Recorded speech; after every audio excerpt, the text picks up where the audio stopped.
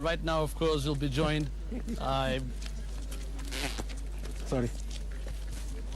We are now joined on set. Of course, you can see all the confusion because we are being joined live by President Uhuru Kenyatta for a short interview. Remember, like we said earlier today, they were meeting the media through the Editors Guild, and after an interview with the Deputy President, will now be joined shortly by President Uhuru Kenyatta, now making his way.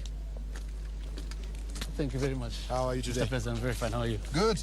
Karibu. Asante. Thank you very much. 100 days you'll be hitting next week. Yes. Tell me your assessment of what you've done so far. Well, as far as I'm concerned, I think we've done very well. As you know, that from the time of our inauguration, we've had to go through a very long and arduous process as mandated by our constitution to put a government in place. That took us a bit of time because we had to follow that process. And we're happy that we've managed to put a government in place that is an inclusive government and a government made of experts. And we believe there are people who can deliver. We've also managed to put in place the free maternal health care, which was another key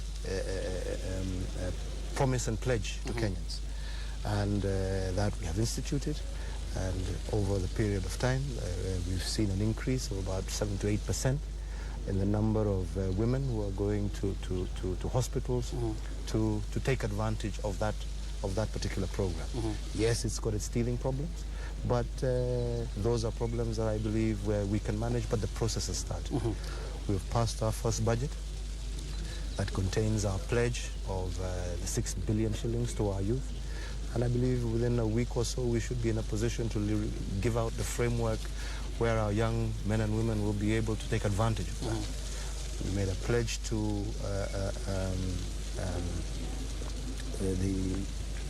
incorporate our young men and women into procurement. We have changed the regulations so that now 30% now of all government procurement will be accessible to our young men and women, which I think is another great achievement. Our laptop project, yes, despite the challenges, we are committed to doing it, and very soon we shall be releasing the framework within which that will also be implemented by next year, as again we pledged. Despite that, we've also got challenges. We're a young government. We've been faced with demands by teachers and others. Is there any other way to handle that? Our problems. These are issues that we have inherited. Yeah. And as we have said, as much as we inherited them, we acknowledge that they exist, and we want to sit down and dialogue with our teachers to see what we can do for them as of now. And we're willing to sit down and be frank with one another as to what can we achieve for now and what is justifiable that can be achieved later on in time as we together grow the economy. And it's clear you're choosing the legal and constitutional means when dealing with the teachers. Absolutely. And that has not been working so far. Well, is there any other way? Maybe you think you should employ another way? It has to be the way. It has to be the way because all of us as believers in the rule of law must abide by the law. We must abide by the law. We must abide by agreed terms, of negotiating. We have no choice in that matter. What would you say tomorrow if the court issued a court order against me and I did not obey? How would you react to me? So we're saying that, look, within the rule of law, within the framework of our existing laws, let us go around the table. You've seen from the minute Kupet came through, we sat down within a day or two, we had agreed. We as a government are willing to engage. But we have to engage in a manner that is conducive towards ensuring that Kenyans actually abide by the rule of law. Otherwise, we will be living by the rule of the jungle, which really, why did we bother passing a new constitution with their various institutions? Let's talk about devolution a bit. Why was there a meeting between you and governors, the summit, like it was called, that ended up disregarding laws or procedures that are set in place to ensure the functions of the devolved governments are devolved to them? Because it was supposed to be by time, about 3 years. How come you decided, the summit decided to disregard the law and say all the functions be devolved immediately? I would not say that we decided to disregard the law. We have been accused, right, that we are not ready, we are not willing for devolution. we are not interested. So what we basically told the governors is that we are ready. Yeah? If governors feel that they are ready, we are ready to devolve. How they do it, the process of them engaging with the transitional authority and so on and so forth, right? We're not party to that as part of government. But what we are saying, right, is that for you, we are ready ourselves to hand over, whenever requested, right, the functions that the Constitution lists in Schedule 4 for governance to be able to manage, right? That is the position that we put across. That it is not us resisting. But in the same breath, we told the transitional authority that was present and the governors that any function, right, that they may feel they're not ready, because it's not for us to decide. It was not for the government to decide when a county is ready or not ready. Because the transitional authority So also for says us, they're not ready. we are ready to give you everything. And in fact, we have budgeted in accordance with that particular provision. But however, we stand ready, all right, to continue providing services when now told that this particular function we want to request the national government to continue handling. Yeah? So all we were saying is that no, it's not the government that is the national government. The national government, if told by today, hand over everything, we are ready. Well, the national government also, I believe, has a role to oversee that everything is working well. Well, now, ultimately, that now indeed is our role, but as much as it is our role within the framework of having devolved. All right? Now, it is not by saying, it's not for me as the president to say that Nairobi County is not ready to undertake its functions. That's for the transitional authority. That is for the governors. So it is for them now to tell us, no. If it's health, we want the national government to continue, which we will gladly do in accordance with but it's not for us to decide which county is ready or not, and which county is not ready. When it comes to that, ours is to say we are ready to hand over, right, those functions, right, to the appropriate authority as per the Constitution. A gazettement was supposed to be done to allow for the functions to begin in July 1st. We're already in July 12th. Nothing has been done. The county governments are not working as yet because the functions are not. What do you have to say to that? And I believe that should come from the executive. We, like I've said, are in the process. We've almost finalized preparing. I think the Treasury also. And I think from our side, generally, we have done everything that we are supposed to have done, right, to ensure that county governments are able to fully operate in accordance with what they are supposed to be doing. We are ready for that. Yes. Currently, we have MPs now saying they want to trim the powers of the governors, that they are being very extravagant in their spending and even in their allocations in their budgets. What do you have to say to that? And have you seen, what do you see in the budgets that they have presented? For me is you can't trim powers that have been bestowed upon governors by the Constitution, because the Constitution is clear. What they're talking about maybe is how they're spent. There again, there are processes through which and that really is a responsibility of the Senate. It is the Senate that really is supposed to oversee how counties are managing their funds and resources. Mine really is just to say that the same prudence that we want to exercise as a national government, we would also call upon governors to also ensure that they exercise the same prudence, the same financial maturity in the management of those resources to ensure that these resources are actually utilized for the benefit of the people, and to call on them to do that. But that really is the prerogative of the governor and the county assembly, because again, we don't want to be told that we are overstepping our boundary in trying to micromanage these institutions. So I would urge them that to ensure that they ensure prudence and proper management of their financial, of the resources that have been given to them on behalf of the people. Very briefly on foreign policy, international relations experts have been pondering, is Kenya looking east or west? Kenya is not looking neither east nor west. Kenya is looking at improving and strengthening its economic diplomacy to ensure that we boost our trade, to ensure that we boost investment in our country, And we are looking forward particularly towards East Africa and Africa, looking also to opening new areas, non-traditional areas, while still maintaining our ties with our traditional partners.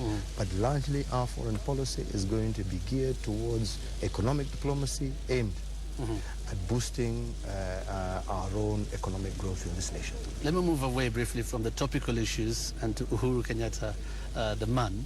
Of course, the last 100 days, you've been very busy trying to organize everything.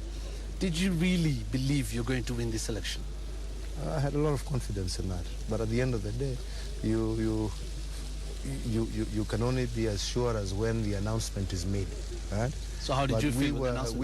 We were very confident that we had campaigned well. We had traversed the country. We had an agenda which we thought we believe Kenyans had bought into, and we were very confident that we were going to win. What we didn't know was whether we'd be able to get over 51.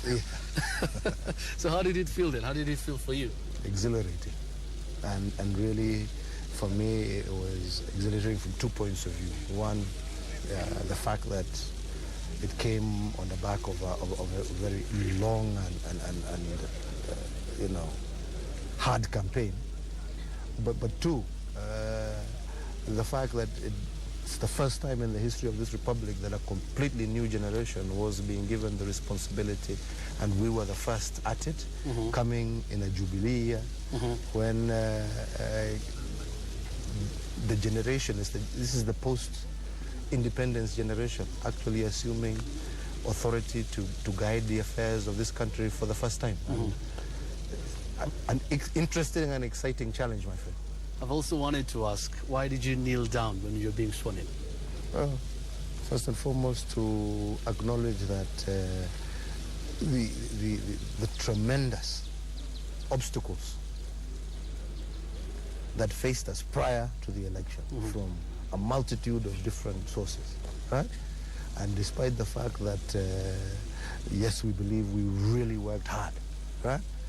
But if you look at the number of challenges, at the end of the day, there was a higher being than ourselves that saw us through, and I had to thank him for that. Yeah. Has anything changed in your life or in your family since going to State House? Pretty much the same. My kids are going to the same school. Still living You don't at find home. it harder or easier now that you're a president? No, because at the end of the day, I still go home in the evening just like I used to when we were campaigning or when I was Minister of Finance. And as you see, we're developing an environment that's a lot more open and transparent and a lot more relaxed. So it's been a change. I'm not going to say there's been no change, but it's still pretty much, my kids are the same, still like I'm saying, in the same schools and moving the same manner and having their friends come home as they did. So this environment is not very new to you. People sometimes wonder, do you walk around to the other house to sleep there, or you sleep here? What do you do? You have three beds in both houses?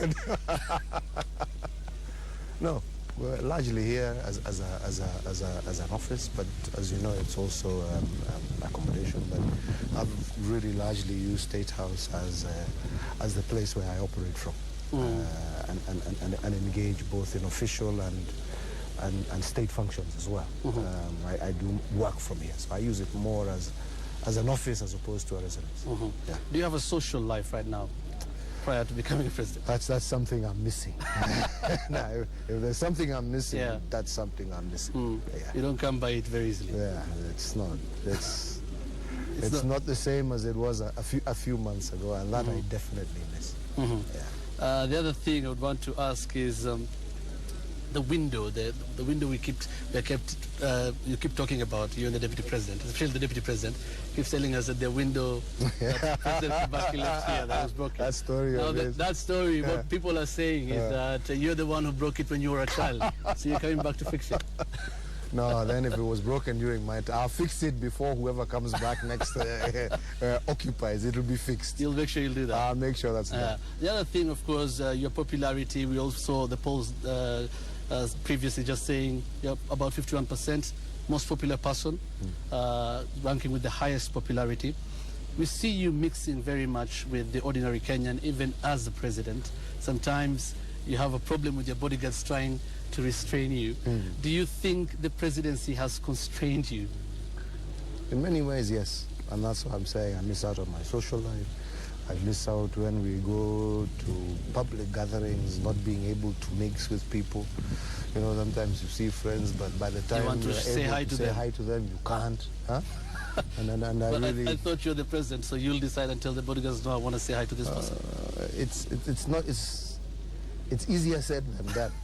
Sometimes they also have a life of their own, which, you know, I also have to follow, because again, they're not doing it again to hurt me or to stop me. They have their own reasoning as to how they manage affairs, and it would be wrong for me also not to listen to their advice.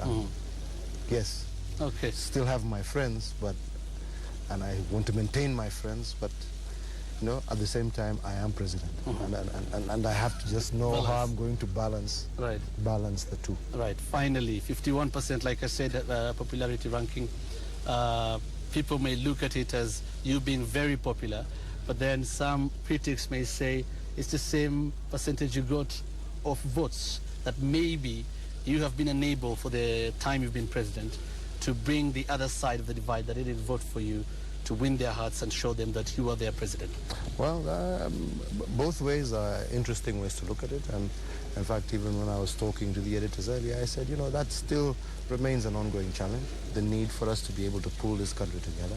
It's a major issue that it was central to our campaign, that we wanted to heal, we wanted to unify this country so that we can move together as a nation. It still remains a key priority to me. And I will continue to engage to ensure that we are able to get buy-in, you know, from all Kenyans, and for them to recognize that the agenda we have is not limited to any part or corner of this country or any particular grouping of people, but rather it is an agenda for the whole country, and that we want everybody to feel part and parcel of this country. Yeah. Thank you very much, President Uhuru Kenyatta. Really appreciate it. Good luck in your remaining time. Asante sana. We'll be seeing you. Thank you. Aye. Well, there you go, President Uhuru Kenyatta, just talking to us right now live from State House, Nairobi. Remember, he was meeting members. He was meeting members of the Editors Guild today. That is generally meeting the media, and they have talked to the media. They've talked of how they're going to be open and how they're going to let the media operate in a free environment. Well, we thank you so much for keeping Citizen TV. Right now, we take you back to Communication Center. I'm Hussein Mohamed. Have a good afternoon.